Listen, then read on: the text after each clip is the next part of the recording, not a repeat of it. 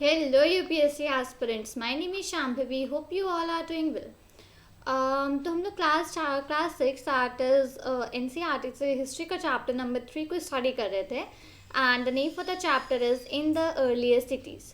सो इस respective chapter में हम लोगों ने काफ़ी कुछ पढ़ लिया था. आज का जो हम लोग का डिस्कशन का टॉपिक है जहाँ से हम लोग स्टार्ट करने वाले हैं that is in search of raw materials. अब लोग रॉ मटेरियल जो पीपल हुआ करते थे रॉ मटेरियल्स का सर्च के बारे में हम लोग यहाँ पर पढ़ेंगे. रॉ मटेरियल्स क्या होते हैं? रॉ मतलब कि होता है कच्चा, और मटेरियल्स मतलब कोई भी सामान, ठीक है, जो भी कोई कच्चा सामान होता है, जैसे कि पल्सेस होती हैं या राइस होता है, वेजिटेबल्स होते हैं. तो जब तक आप उनको बनाओ नहीं तब तक वो रॉ रहते हैं. जैसे आप उनको मार्केट से बाय आउट करके लाते हो, that particular form is called as a raw material. ठीक है, कच्चा सामान.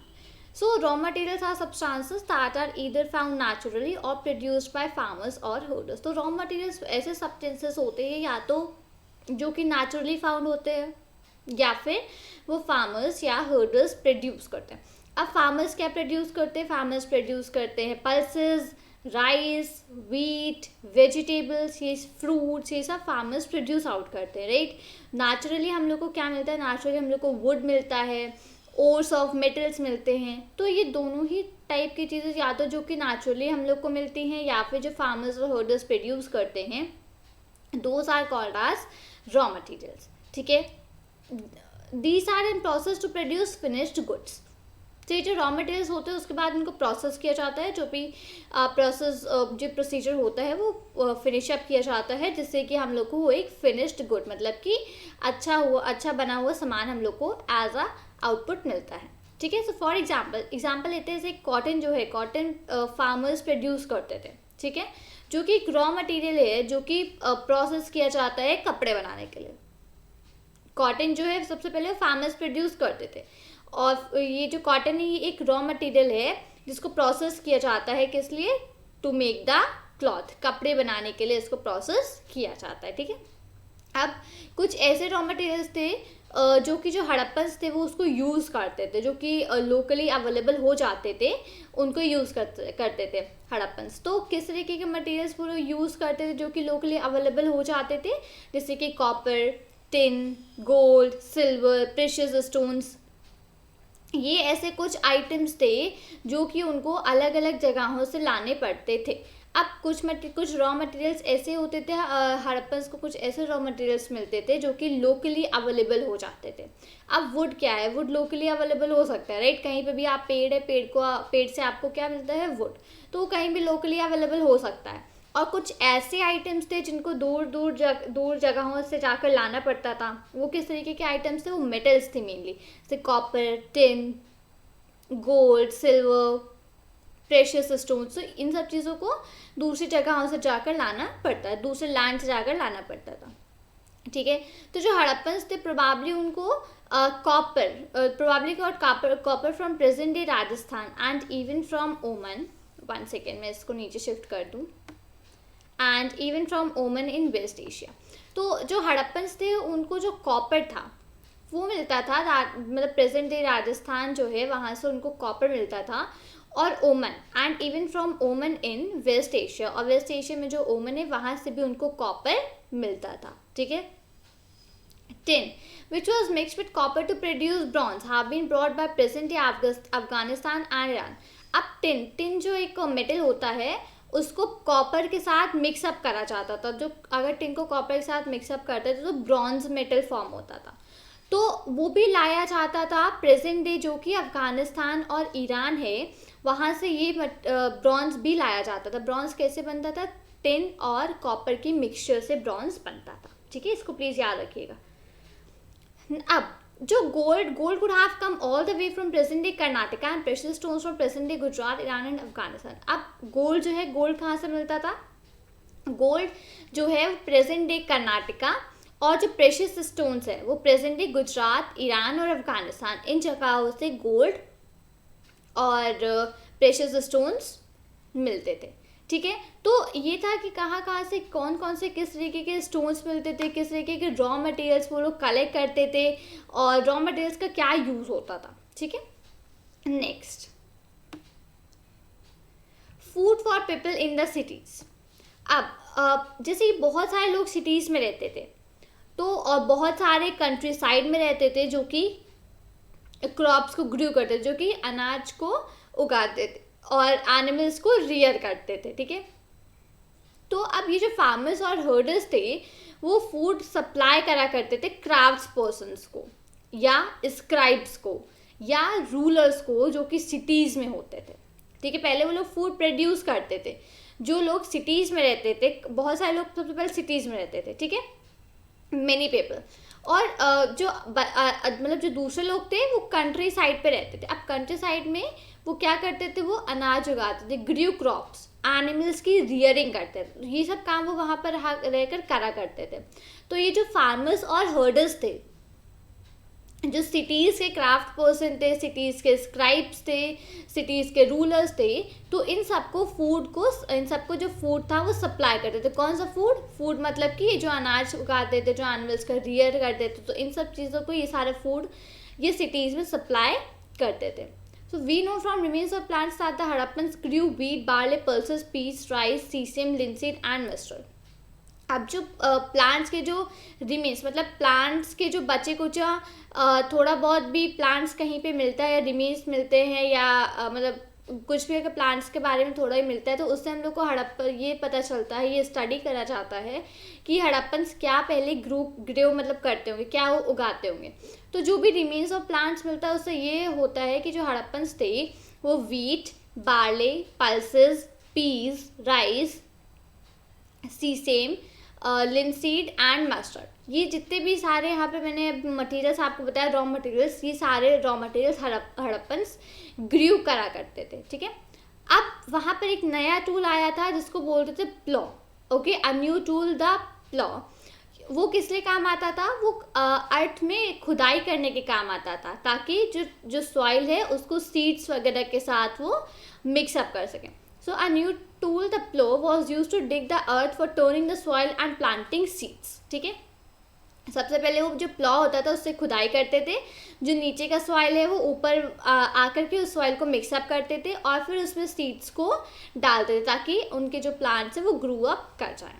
मैं प्लॉ का यहाँ पे एक पिक्चर बना हुआ है, मैं आपको वो दिखा दूँ। तो ये है प्लॉ, ठीक है। इस तरीके से ये एक टॉय प्लॉ है, बट इसी तरीके से जो प्लॉ था वो हुआ करता था फार्मर्स के पास, ठीक है। While real plows which are probably made of wood have not survived, toy models have been found. तो जो रियल प्लॉज थे जो कि मे बी वुड से बने होंगे वो सर्वाइव नहीं कर पाए, वुड मतलब उनका ख़राब हो गया तो वो नहीं बचे, बट जो टॉय मॉडल्स थे वो मिले हैं। तो ये इस तरीके का एक टॉय मॉडल मिला है कि इस तरीके के प्लॉ हुआ करते थे, ठीक है। As the region does not receive heavy rainfall, some form of irrigation may have been used. अब ये जो रीजन था वहाँ पे ज़्यादा हेवी रेनफॉल तो अब कंट्री साइड है, तो इस रीजन में ज़्यादा हेवी रेनफॉल तो होता नहीं था। तो इसका मतलब है कि इरिगेशन करने का भी कोई ना कोई मेथड उनके पास होएगा ही, क्योंकि जब तक उनके जो क्रॉप्स हैं, उनके जो भी सीड्स उन्होंने सो करे हैं, तो उसमें अगर जब तक पानी वगैरह ढंग से नहीं देंगे तब तो कैसे ग्रो अप करेंगे, राइट। अब जिस रीजन की यहाँ पे बात हो रही है उस रीजन में ज़्यादा हेवी रेनफॉल वगैरह तो होती नहीं थी कि प्लांट्स को प्रॉपर पानी वगैरह मिल जाए। तो इससे ये पता चलता है कि इरिगेशन का भी कोई ना कोई मेथड उन्होंने ज़रूर यूज़ करा होगा। तो इसका मतलब है कि जो वाटर है उसको स्टोर करते थे और उसको फील्ड्स में सप्लाई करते थे जब भी प्लांट्स को वो लोग ग्रो करना होता था। मतलब कि water, first of all the water was stored, पानी को स्टोर करते थे and supply to the field, जो भी फील्ड्स होते थे उसमें सप्लाई करते थे when the plants were growing। तो जब भी प्लांट्स ग्रो हो रहे होते थे तब उसमें वाटर को सप्लाई करते थे। The Harappans reared cattle, sheep, goat and buffalo। तो जो हड़प्पन्स थे वो कैटल, शीप, गोट और बफलो को रियर करते थे। Water and pastures were available around settlements। अब वाटर और पास्चर्स ये दोनों चीज़ें all over around the settlements available होती। सेटलमेंट्स मतलब कि जहाँ पे वो लोग मतलब कैसे इन सब जितने भी एनिमल्स वगैरह हैं उनकी रियरिंग करते थे, तो उसके अराउंड द सेटलमेंट्स वहाँ पे ये सब चीज़ें वहाँ पर अवेलेबल होती थी। However, in the dry summer months, large herds of animals were probably taken to greater distances in search of grass and water। अब गर्मियों के समय में क्या होता था, जब बहुत ज़्यादा गर्मी होने लगती थी तो जो लार्ज हर्ड्स थे एनिमल्स के, मतलब एनिमल्स के जो झुंड, हर्ड्स मतलब झुंड, ठीक है। तो एनिमल्स के जो बड़े बड़े झुंड थे उनको प्रोबेबली वो दूर जगह पे के ले जाते थे, कहीं दूर डिस्टेंस ट्रैवल करा के ले जाते थे घास और पानी की सर्च में, ठीक है। तो जो भी बड़े बड़े झुंड हुआ करते थे एनिमल्स की, उनको दूर कहीं प्लेसेस पे जाया करते थे search of grass and water के लिए, ठीक है। अब वो लोग फ्रूट्स भी कलेक्ट करते थे, ऑल्सो कलेक्टेड फ्रूट्स लाइक बेर, ओके। और क्या करते थे वो फिश कॉट करते, मतलब फिश कैच करते थे। हंटेड वाइल्ड एनिमल्स का शिकार करते जैसे कि एंटेलोप, ठीक है। तो ये सारी चीज़ें करा करते थे, किस तरीके से मतलब कि किस तरीके से वो लोग कौन से एनिमल्स थे, किस तरीके से वो अपना फूड प्रिपेयर करते थे और सिटीज़ में फूड कैसे बेचा जाता था। तो ये सारे मेथड्स हम लोगों ने यहाँ पर सीखे। जो प्लॉ टूल था उसका कैसे यूज़ करते थे, तो ये सारी चीज़ें थी, ठीक है। नेक्स्ट चलते हैं आगे। अब a closer look Harappan towards towns in Gujarat. अब हड़प्पन टाउन्स इन गुजरात में जो हड़प्पन टाउन्स है उनके बारे में हम लोग थोड़ा सा यहाँ पर पढ़ेंगे। The city of Dholavira was located on Khadir Bait, also spelled as Bet, in the run of Kutch, where there was fresh water and fertile soil. अब एक सिटी जिसका नाम था ढोलावीरा, मैं इसको यहाँ पर हाईलाइट कर देती हूँ क्योंकि ये है एक इम्पॉर्टेंट पॉइंट, ठीक है। तो a city of Dholavira was located on Khadir Bet in the Rann of Kutch. एक सिटी थी जिसका नाम था ढोलावीरा, वो कहाँ पर थी, वो खादिर बेट एक जगह है जो कि रन ऑफ कच्छ में है। वहाँ पर ये पर्टिकुलर ढोलावीरा सिटी लोकेटेड थी, जहाँ पे there was fresh water and fertile soil. जहाँ पर क्या मिलता था, वहाँ पर फ्रेश वाटर और फर्टाइल सॉइल था। Unlike some of the other Harappan cities which were divided into 2 parts. ये जो सिटी थी ये सिंगल एक सिटी थी, जैसे कि और जो हड़प्पन सिटीज थी वो 2 पार्ट्स में डिवाइडेड थी। हम लोगों ने वेरी स्टार्टिंग इस चैप्टर की वेरी फर्स्ट वीडियो में देखा था इस चीज़ को कि 2 पार्ट्स में डिवाइड होती थी, राइट। एक को सिटाडल कहते थे और एक को लार्ज टाउन कहते थे, राइट। ये 2 चीज़ें थी वहाँ पर। तो जैसे कि हर एक हड़प्पन सिटी 2 पार्ट्स में डिवाइड होती थी, वैसे यहाँ पर जो था ढोलावीरा सिटी यहाँ पर 2 पार्ट्स में डिवाइड नहीं थी, ठीक है, which were divided into 2 parts. Dholavira was divided into 3 parts. अब और जो हड़प्पन सिटीज थी सब सारी की सारी 2 पार्ट्स में डिवाइड होती थी, बट ढोलावीरा जो थी वो 3 पार्ट्स में डिवाइड होती थी, जिसका हर एक पार्ट बड़ी बड़ी स्टोन वॉल से सराउंड होता था और जिसके एंट्रेंस में जो गेट्स लगे होते थे वहाँ से एंट्रेंस का गेट बना होता था। तो अब ढोलावीरा में ये जो थी 3 पार्ट्स में अलग अलग 3 पार्ट्स में डिवाइडेड थी, जिसमें कि हर एक पार्ट को काफ़ी अच्छे से और काफ़ी मोटी स्टोन वॉल्स से बनाया गया था और उसका हर एक जो भी एंट्रेंस था was with entrances to gateways. तो गेटवेज लगे हुए थे, वहाँ से पूरा एंट्रेंस वहाँ के लिए ढोलावीरा सिटी के लिए मतलब जो भी मतलब पार्ट्स डिवाइड हैं उसके लिए एंट्रेंस होता था। There were also a large open area in the settlement. अब जो भी सेटलमेंट था वहाँ का उसमें भी काफ़ी लार्ज ओपन एरिया था जहाँ पे पब्लिक सेरेमनीज हो सकती थी, पब्लिक सेरेमनीज वगैरह वहीं पे हो सकती थी क्योंकि काफ़ी बहुत बड़ा सा ओपन एरिया था उसी सेटलमेंट में, ठीक है। Next okay, other finds include large letters of the Harappan script that were carved out of white stone and perhaps inlaid in would. अब और वहाँ पे क्या मिलता है, वहाँ पर बहुत बड़े बड़े लार्ज लेटर्स मतलब बहुत बड़े बड़े लेटर्स फाइंड होते हैं हड़प्पन स्क्रिप्ट के, that were carved out of white stone and perhaps inlaid in would. अब उनको वाइट स्टोन से लिखा जाता था, वुड के अंदर सबसे पहले जो भी हड़प्पन्स के लार्ज लेटर्स फाउंड आउट होते थे और वुड के अंदर वाइट कलर के स्टोन से लिखे जाते थे, ठीक है।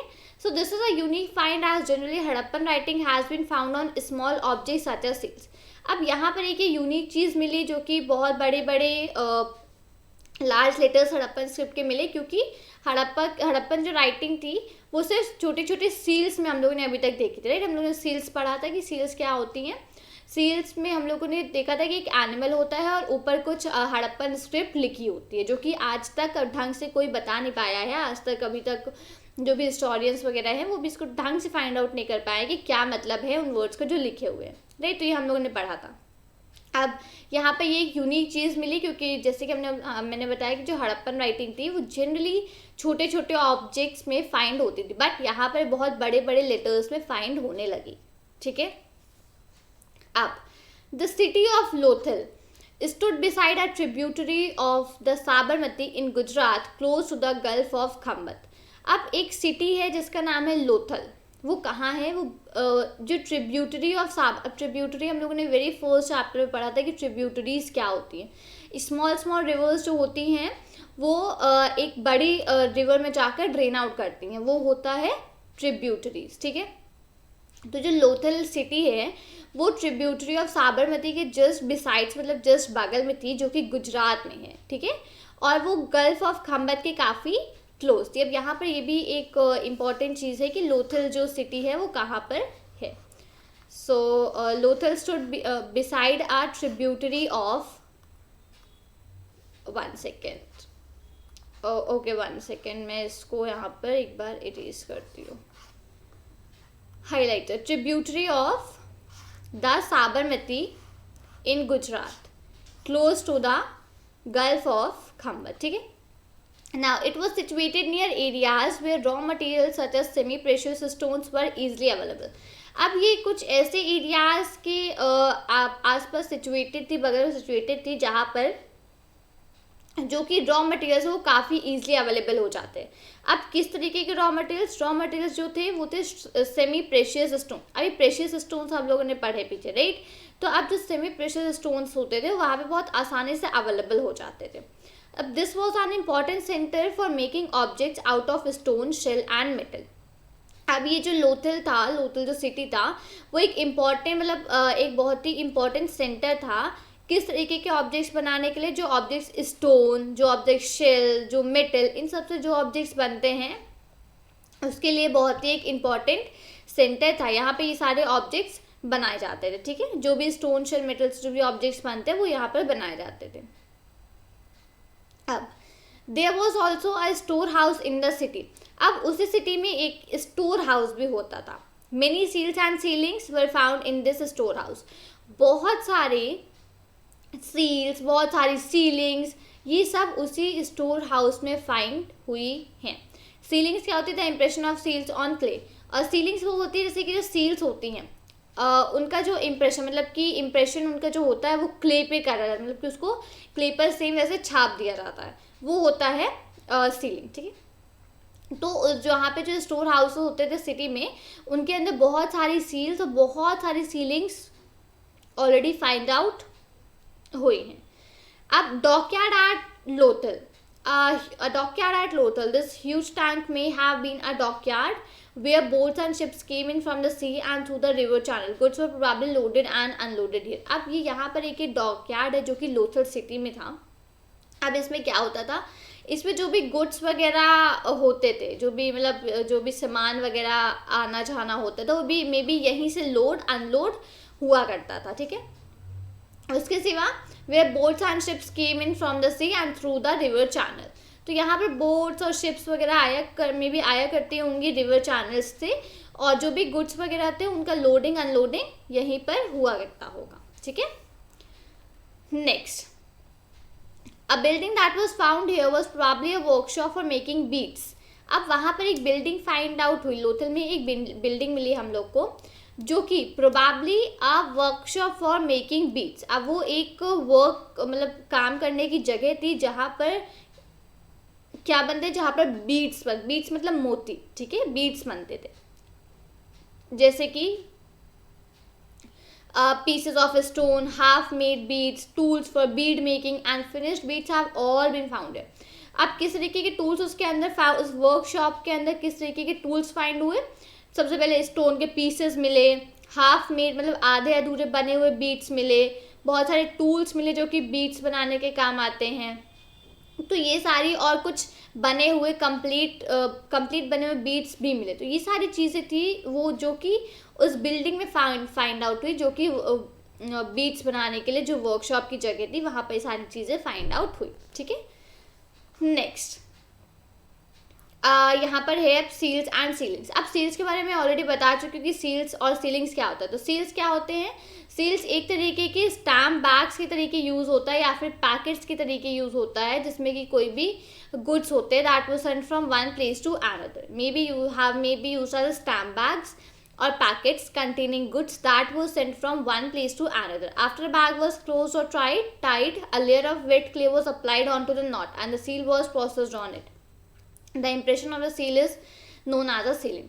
अब सील्स जो थी वो मे बी किस लिए यूज़ होती थी, स्टैम्प बैग्स की तरह के यूज़ होती थी या फिर पैकेट्स कंटेनिंग गुड्स की तरह के यूज़ होती थी, जो कि एक जगह से दूसरी जगह को भेजी जाती थी. अब जैसे कि वो जो बैग था वो क्लोज करके टाई कर दिया जाता था, उसके ऊपर लेयर की एक वेट क्ले लगा दी जाती थी. जो भी उसकी नॉट होती थी उस पर एक क्ले की लेयर लगा दी जाती थी. और जो सील था उसको वहाँ मतलब जो सील था उसको प्रेस किया जाता था. जो इम्प्रेशन बनता था उस सील का, ठीक है, था इम्प्रेशन, उस सील का जो भी इम्प्रेशन बनता था उसको बोलते हैं हम लोग सीलिंग.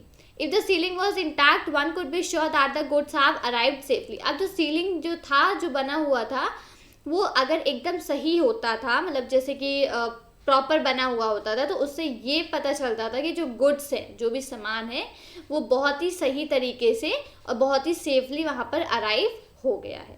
ठीक है, तो ये इसलिए मेन काम आता था सील्स और सीलिंग्स का. इसको ध्यान रखिएगा, ये भी काफ़ी इंपॉर्टेंट चीज़ है कि सील्स और सीलिंग्स किस लिए काम आते थे. ठीक है, the mystery of the end, आखिरी की एक यहाँ पर मिस्ट्री. तो अराउंड 3900 ईयर्स अगो, 3900 ईयर्स पहले, we find the beginning of a major change. अब एक बहुत ही बड़े चेंज की वहाँ पर बिगिनिंग हुई. People stop living in many of the cities. लोग बहुत सारी सिटीज़ में रहना उन्होंने बंद कर दिया. Writing, seals and weights were no longer used. अब जो सील्स वगैरह लिखे जाते थे, वेट्स होते थे, उन सबको यूज़ नहीं करनी, अब लोगों ने यूज़ करना बंद कर दिया था. Raw materials brought from long distances became rare. दूर दूर से जो गुड्स वगैरह आना जाना लगा रहता था, जो भी रॉ मटेरियल्स लाए जाते थे दूर दूर से, वो सब टोटल बंद हो गया. In Mohenjo-daro, we find that garbage piled up on the streets, the drainage system broke down, and new, less impressive houses were built even over the streets. अब मोहनजोदाड़ो, यहाँ पे क्या देखने को मिला कि जो गार्बेज था, गार्बेज का बहुत सारा गार्बेज एक जगह स्ट्रीट में इकट्ठा होने लग गया. ड्रेनेज सिस्टम जो था वो ड्रेनेज सिस्टम ख़राब हो गया, टूट गया. और जो भी अब नए घर वगैरह बन रहे थे, कोई बहुत ख़ास घर नहीं बनते थे, लेस इम्प्रेसिव, मतलब कम अच्छे घर बनने लग गए. और जो घर वगैरह थे वो स्ट्रीट्स के ऊपर बनने लग गए. तो ये सारी चीज़ें यहाँ पर हुई. अब वाई डिड दिस हैपन, ऐसा क्यों हुआ, वी आर नॉट श्योर. इसके बारे में हम लोग बहुत ज़्यादा श्योर नहीं हैं. कुछ स्कॉलर्स जो है वो मतलब वो ये सजेस्ट करते that the reverse dried up, मतलब कि जो रिवर्स थी वो सूख गई. कुछ स्कॉलर्स इस रीज़न को सजेस्ट करते हैं कि जो रिवर्स थी वो सूख गई. कुछ सजेस्ट करते हैं कि वहाँ पे डिफॉरेस्टेशन हो गया. डिफॉरेस्टेशन मतलब कि फॉरेस्ट वगैरह कट गए, जितने पेड़ वगैरह थे, जितने वुड था, जितना प्लांट्स थे, सब काट दिए गए. This could have happened because fuel was required for baking bricks and for smelting copper ores. अब वहाँ पे डिफॉरेस्टेशन का क्या रीज़न हो सकता था, डिफॉरेस्टेशन का यही रीज़न हो सकता था कि डिफॉरेस्टेशन किस लिए हुआ, क्योंकि अब वहाँ पर ब्रिक्स बनाने के लिए, कॉपर ओर्स को स्मेल्ट करने के लिए, इन सब के लिए क्या फ्यूल की यूज़ होने लगी, तो इस वजह से वहाँ पर डिफॉरेस्टेशन होने लगा. Besides grazing by large herds of cattle, sheep and goat may have destroyed the green cover. अब जो भी वहाँ पे घास था, जो भी ग्रीन लैंड्स थे, जो भी मतलब वहाँ जो भी पेड़ पौधे वगैरह थे, वो बहुत सारे लार्ज हर्ड्स ऑफ कैटल, मतलब कैटल्स का झुंड, शीप का झुंड, गोट का झुंड, इन सब लोगों ने जो भी ग्रीन एरिया था उसमें पूरी ग्रेजिंग करके, मतलब घास खाते हैं तो घास वगैरह खा करके वो पूरा जो ग्रीन एरिया था, जो घास वगैरह थी, वो पूरी डिस्ट्रॉय कर दी. But none of these reasons can explain the end of all the cities. But ऐसा कोई भी यहाँ पर बहुत वैसे वैलिड रीज़न नहीं है जो कि सारी सिटीज़ का एंड होने का रीज़न हमको एक्सप्लेन कर पाए कि जो सिटीज़ थी यहाँ पर ये ख़त्म क्यों होती जा रही थी. फ्लडिंग और a river drawing up would have had an effect in only some areas. अब जैसे हम लोगों ने ऊपर पढ़ा कि अब पानी सूखना, रिवर ड्राइड अप. अब ज़्यादा पानी मतलब फ्लडिंग मतलब बहुत ज़्यादा बाढ़ आ जाना या रिवर का सूख जाना, ये सब जो मतलब ये सब जो इफ़ेक्ट्स हैं ये सिर्फ कुछ ही एरियाज में हो सकते, पूरे उसमें एरिए नहीं हो सकता, right. So it appears as if the rulers lost control. ऐसा हो सकता है कि जो रूलर्स वहाँ पे जो रूल करते थे उनका कंट्रोल लॉस्ट हो गया, उनका कंट्रोल छूट गया हो. In any case the effects of the change are quite clear. कोई भी केस हो, लेकिन जो चेंज के इफेक्ट्स है वो बहुत ही ज़्यादा क्लियर है. Sites in Sindh and West Punjab were abandoned while many people moved into newer smaller settlements to the east and the south. अब जो भी साइट्स थी सिंध और वेस्ट पंजाब में वो सब खत्म हो रही थी धीमे धीमे, और वहाँ से बहुत सारे लोग नए और छोटी छोटी सेटलमेंट्स, नई और छोटी छोटी जगहों पर मूव कर रहे थे जो कि ईस्ट और साउथ की तरफ थी. अब जो नई सिटीज़ थी वो अराउंड 1400 ईयर्स लेटर बनने लगी. इसके बारे में हम लोग आगे चैप्टर नंबर 5 और 8 में इनके बारे में आगे हम लोग पढ़ेंगे. तो जो न्यू सिटीज़ तो कब बनने स्टार्ट हुई, न्यू सिटीज़ इमर्ज करने स्टार्ट हुई 1400 ईयर्स लेटर. ये बात हम लोग 3900 ईयर्स पहले की पढ़ रहे हैं, राइट. अभी अभी हम लोगों ने ऊपर यहाँ पे देखा था अराउंड 39 ईयर्स अगो, 3900 ईयर्स अगो, राइट. अब 3900 ईयर्स अगो के बाद फिर कहीं 1400 ईयर्स बाद उसके तब कहीं जाकर नई सिटीज़ में इमर्ज लोगों का रहना, ये सब चीज़ें चालू हो गई. इनके बारे में आगे हम लोग चैप्टर 5 और चैप्टर 8 में पढ़ेंगे. तो यहाँ पर ही हम लोग का रिस्पेक्टिव चैप्टर यहाँ पर फिनिश अप होता है. That was in the earlier cities. तो हम लोगों ने यहाँ पर अर्लियर सिटीज़ मीन हम लोगों ने हड़प्पन सिटीज़ के बारे में यहाँ पर जाना कि हड़प्पन सिटीज़ के बारे में, वहाँ के लोगों के बारे में, वो किस तरीके से फूड कलेक्ट करते थे, किस तरीके से रहते थे, क्या क्या चीज़ें होती थी, इन सब के बारे में हम लोगों ने इस रिस्पेक्टिव चैप्टर पे यहाँ पर जाना. तो उम्मीद करती हूँ कि आपको वीडियो अच्छा लगा होगा. अगर वीडियो अच्छा लगा हो तो चैनल को सब्सक्राइब करिएगा, वीडियो को लाइक करिएगा, कमेंट करिए और वीडियो को शेयर करिएगा. मिलती हूँ आपसे नए वीडियो के साथ. Till then thank you and take care. जय हिंद.